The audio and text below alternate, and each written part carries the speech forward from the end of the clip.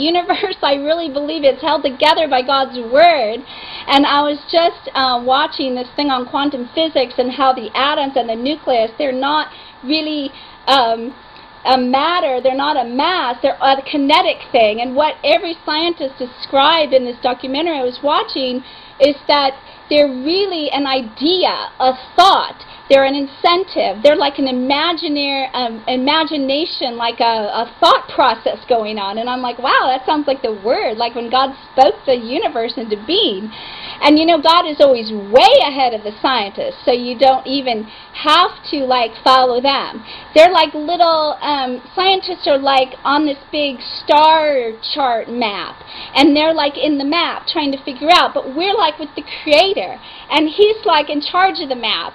And one day the whole map is going to scroll up, like it says in Isaiah and Revelation, it's going to scroll back like a scroll, and there won't be a heaven and earth anymore.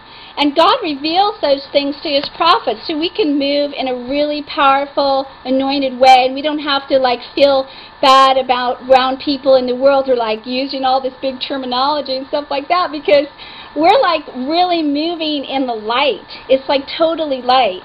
And one day I'd like to do a little blurb on this, but I had a experience a few years ago where I saw the end of the universe, and it scrolled back, and it was a horrific experience. I mean, I couldn't eat or drink for days, and I was completely changed in that experience. But I saw all the souls that ever were before, now, and that will come.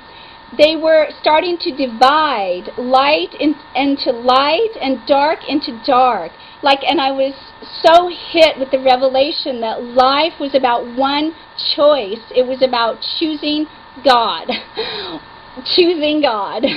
Because the ones who didn't went into the dark, and they went into the abyss, and they went there forever and ever, and the light went into the light, and they couldn't stay together anymore.